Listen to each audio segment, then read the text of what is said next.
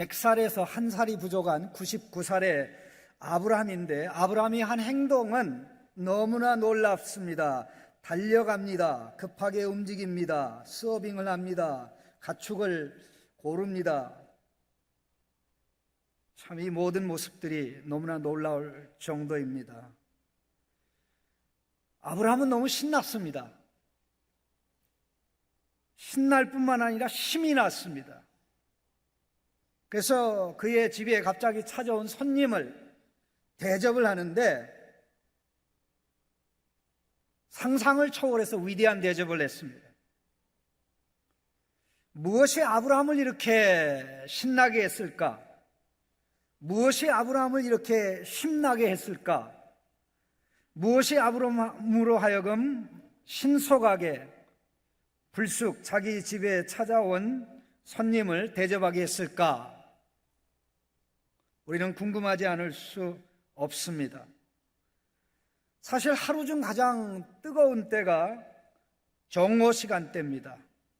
그 정오 시간대는 너무나 뜨거워서 손님이 찾아오지도 않고 손님 대접하는 것은 더더욱 힘듭니다.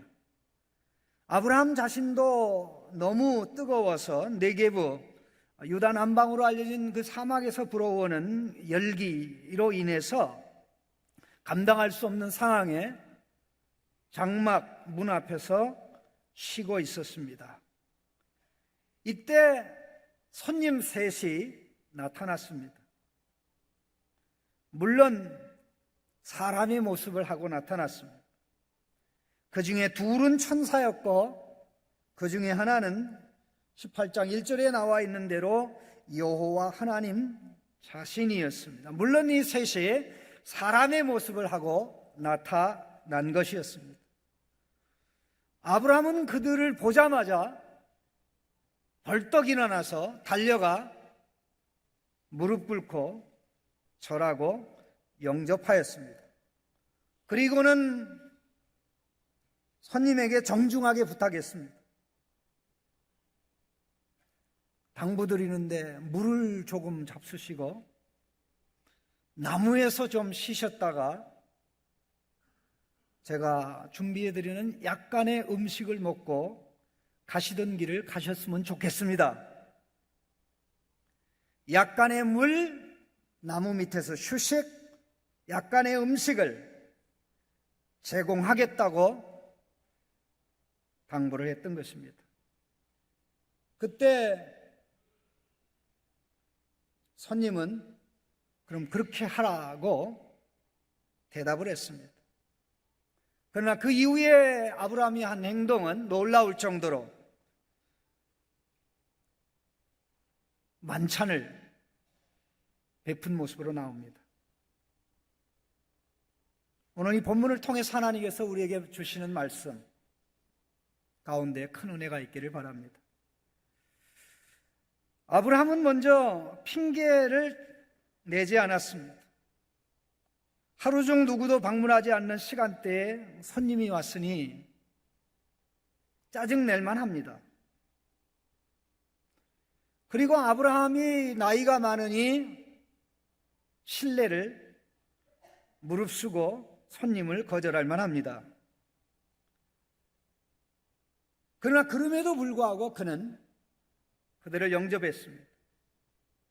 사실 그에게 찾아온 새 손님은 사람의 모습을 가졌지만 사람은 아니었습니다. 둘은 천사였고 그 중에 하나는 여호와 하나님 자신이었는데 그들의 목적은 아브라함을 방문하는 것이 목적이 아니고 소돔 고모라의 죄악성을 마지막으로 확인하고 심판을 실행하려고 소돔으로 가던 중이었습니다. 소돔으로 가던 중에 잠시 아브라함을 방문한 것이었습니다. 우리 하나님 입장에서는 아브라함을 굳이 방문할 이유는 없었습니다. 왜냐하면 17장에 이미 나타나셔서 모든 말씀을 상세하게 주셨고 내년 이맘때가 되면 내 아내 사라가 아들 이삭을 낳을 것이라고 명확하게 말씀했기 때문에 지난 13년 동안 한 번도 나타나신 적이 없는 하나님이 나타난 지 얼마 되지도 않아서 또다시 나타난다는 것은 그렇게 중요하지 않습니다.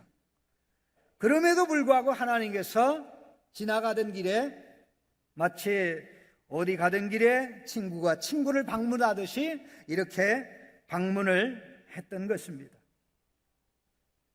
오늘 본문에 나오는 내용을 보면 아브라함이 하는 말이 많고 손님은 말하는 내용이 거의 없습니다. 아브라함이 당부하니까 5절 말씀에 나와 있는 대로 간단하게 그러면 내 말대로 해라. 굳이 대접하겠다면 그렇게 하라고 했던 것이죠. 나이가 많은데 더운데 손님을 외면할 수도 있는데 이렇게 아브라함은 핑계를 대지 않았습니다. 벌떡 일어나 가서 손님을 영접했습니다. 이제 손님의 허락을 받고 그는 움직입니다. 그 손님을 대하는 아브라함의 모습이 너무 공손한 거 있죠. 또 겸허하게 손님을 대했습니다. 달려가서 몸을 엎드려 경배를 했고요. 세 분 중에 한 분이 지도자로 보이기 때문에 주님이라고 부르면서 내가 주님께 은혜를 받았으면 제가 대접할 수 있도록 허락해달라고 약간의 물과 약간의 음식을 대접하겠다고 하였습니다. 자기가 위대한 섬김을 하겠다고 떠벌리지 않았습니다. 내가 다른 데서는 대접받을 수 없는 엄청난 대접으로 대접하겠으니 이 대접을 받지 못하면 평생 후회할 테니까 꼭 대접받고 가세요라는 말로 떠벌리지 않았습니다. 아주 평범하게 사람들이 손님을 대접하거나 아니면은 사람들에게 가서 도움을 요청할 때 사용하는 일상적인 방법이었습니다. 우리도 어디 가서 좀 물을 얻어 먹으려고 그럴 때 어르신들 무슨 말 하시죠? 물 많이 주세요. 그렇게 얘기하십니까? 물 한 컵만 주세요. 그러죠. 물 조금만 주세요.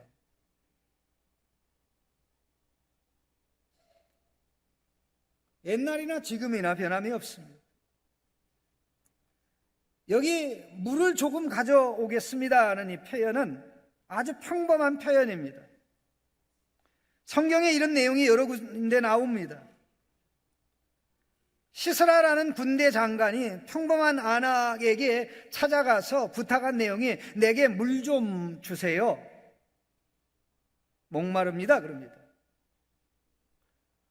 우리가 잘 알고 있는 선지자 엘리야가 사르밧 가부에게 가서 물 좀 가져다 내가 마실 수 있게 해주면 좋겠어. 오늘 본문에 나오는 그대로 그대의 손에 있는 떡 한 조각을 내게로 좀 가져다 주었으면 좋겠습니다. 5절에는 내가 떡을 조금이 똑같은 표현이 다르게 해석이 됐습니다. 사사기 19장에 보면 이런 내용이 나옵니다. 장인이 자기 집을 찾아 방문한 사위를 융숭하게 3일 동안 대접했습니다. 이제 떠나 집으로 돌아가려고 하니까 장인이 사위에게 이렇게 얘기합니다. 자네에게 부탁하는데 말이야, 떡을 조금 먹고 그대의 기력을 도운 후에 그대의 길을 가게나. 떡을 조금 먹고. 엔돌에 있는 신접한 여인이 사울 왕을 대접한다고 할 때 한 말이 이겁니다. 왕이여, 제가 왕 앞에 떡 한 조각을 드리고자 하오니 잡수시고 길 가실 때 기력을 얻으시옵소서. 아브라함이 그에게 찾아온 손님에게 한 말은 아주 평범한 말입니다. 특별한 게 아닙니다. 손님을 높이고 자기 자신을 낮추는 겸허한 모습을 그대로 보여주었던 것이죠. 바로 그 모습이 우리를 찾아오는 손님, 우리 가정을 찾아오는 손님, 회사를, 혹은 우리 교회를 찾아오는 손님을 대해야 되는 마음인 줄로 압니다. 그들이 하나님인 줄 알았기 때문에 그렇게 대접한 것은 아니었습니다. 나중에 그걸 깨달았죠. 이제 손님의 허락을 받고 아브라함은 민첩하게 움직입니다. 그런데 놀라운 사실은 7절 말씀에 6절에 보니까 급히 장막으로 갔습니다. 그리고는 몸소 아내가 만들 빵 만들 필요한 밀가루를 본인이 고릅니다.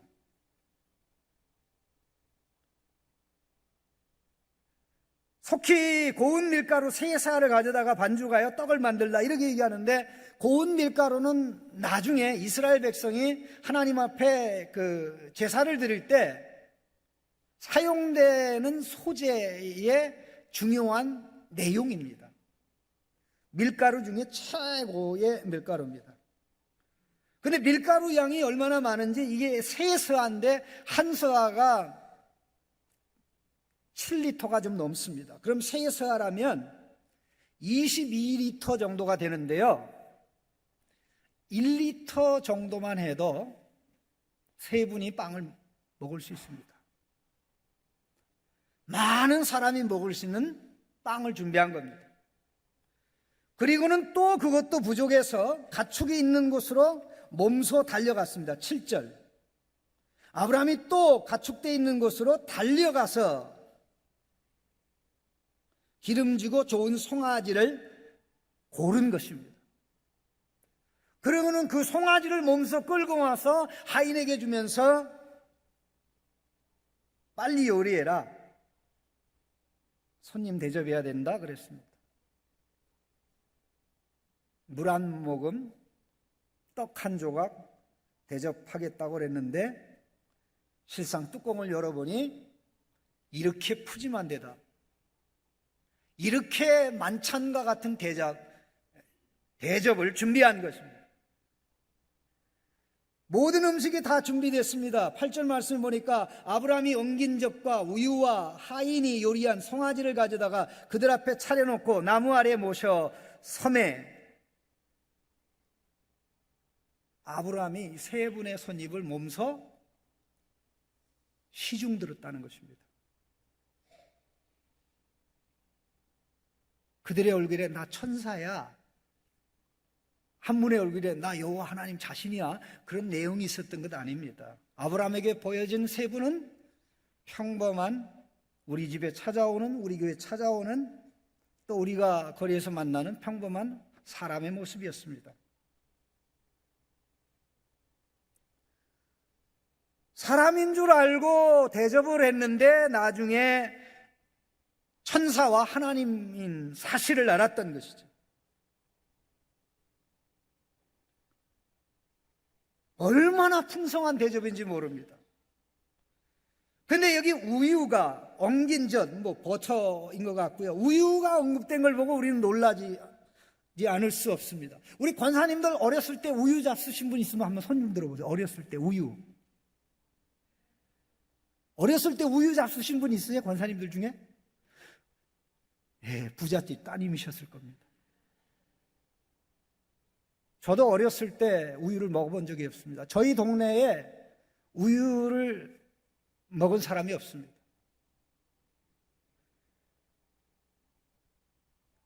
그러니 예수님이 오시기 1700년에, 그러니까 지금으로부터 한 3700여 년 전에 이 귀중하고 귀중한 우유를 대접했다는 것이죠. 오히려 송아지는 더 흔했을 것입니다. 이렇게 어마어마한 대접을 할 수 있는 저력이 어디에서 나왔을까요?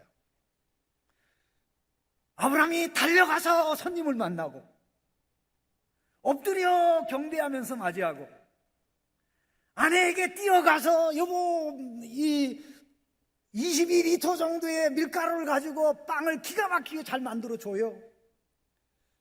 그리고는 또 가축 있는 대로 달려가서 가장 귀중한, 가장 맛있을 송아지를 골라서 정에게 갖다 주면서 빨리 요리하도록 부탁하고, 모든 것을 다 준비된 다음에는 나무 밑에 다 세팅을 해놓고 만찬을 베풀면서 몸소 자기가 시중을 드는, 아브라함은 노이 어르신이었습니까? 젊은이였습니까? 꼬부랑 할아버지였습니까? 젊은이보다 더 젊었습니까? 젊은이보다 더 젊고 의욕이 넘치고 힘이 넘치고 기쁨이 넘치고 즐거움이 넘치고 신이 나고 힘이 나고, 그래서 신속하게 움직였던 것입니다. 어떻게 아브라함이 이렇게 됐을까요? 무엇이 그리 좋아서? 그 이유는 하나밖에 없습니다. 하나님이 그에게 하신 말씀 때문입니다. 너에게 마침내 내 아내를 통해서 아들을 줄 거야. 내가 너에게 가나안만 주는 게 아니라 너의 하나님이 되고, 너는 내 백성이 되고, 너 안에 우선이 내 백성이 되고, 영원히 나와 너의 관계는 끝나지 않아. 하나님께서 주신 약속의 말씀, 하나님이 주신 언약, 이것이 그를 사로잡았기 때문에 그에게 온 손님을 그가 영안이 열려서 하나님으로 안 것도 아닌데 그렇게 섬겼던 것입니다. 하나님의 말씀은 나이를 잃게 합니다. 하나님의 말씀은 우리를 젊게 만듭니다. 우리의 의욕이 살아나게 만듭니다. 우리로 하여금 신나게 살아갈 수 있도록 만듭니다. 우리가 주일날 와서 하나님 말씀 드리면 힘이 나는데 왜 생활로 돌아가면, 삶의 현장으로 돌아가면 내글을 있습니까? 적어도 교회에 있을 때는 하나님의 말씀이 내 의식을 사로잡지만 생활로 돌아가면 세상이 나를 잡기 때문에 메가리가 없는 것입니다. 우리가 신나게, 힘있게, 의욕있게 살아갈 수 있으려면 주일날 와서 들은 이 말씀이 그 예배드리는 순간만이 아니라 계속해서 나를 사로잡고 계속해서 나를 붙잡고, 오늘 찬양대가 찬양하는 것처럼 매일매일 주님의 약속 말씀 생각해 보니 그게 나를 일으키는 것입니다. 신나게 하는 것입니다. 용기나게 하는 것입니다. 섬기고 싶은 마음, 섬김의 기쁨, 즐거움이 일어나도록 하는 것입니다. 나이가 우리를 늙게 하는 것이 아닙니다. 하나님 말씀은 우리를 영원히 젊게 만듭니다. 힘있게 만듭니다. 의욕 있게 만듭니다. 시대를 앞서가게 만듭니다. 나만 살아나는 것이 아니라 사람들을 살리는 삶을 살게 만듭니다. 그러기에 꽃이 떨어지고 풀은 마르지만 하나님의 영원한 말씀을 받고 말씀에 사로잡혀 붙들려 살아가는 자는 오늘 99살의 아브라함처럼 기쁨으로, 기뻐서 신나고, 기뻐서 힘나고, 기뻐서 신속하게 움직여 누가 보더라도 멋있게 산다 하는 그런 모습이 있는 것입니다. 하나님 말씀 우리를 젊게 합니다. 하나님 말씀 우리를 기쁘게 합니다. 하나님 말씀 우리를 힘나게 합니다. 하나님 말씀 우리를 신나게 합니다. 이런 말씀을 받고 듣고 깨닫고 가슴에 담고 힘든 세상 속에서 신나게 섬기며 사람들을 복되게 하는 성도님들이 되시기를, 우리 또 창신교회 찾아오는 분들을 이렇게 아브라함이 대하듯이 그런 마음으로 대할 수 있는 마음을 가지시길 주님의 이름으로 축원합니다. 하나님 감사합니다. 하나님 말씀 외에 어떤 것도 우리 마음을 사로잡지 못하게 하여 주옵소서. 오직 하나님의 말씀만, 하나님의 사랑만, 하나님의 은혜만 우리를 사로잡아 기쁜 삶, 구별된 삶, 신나는 삶, 감동과 감화를 주고 유익을 주는 삶을 살아가도록 역사해 주시옵소서. 예수 그리스도의 이름으로 기도하옵나이다.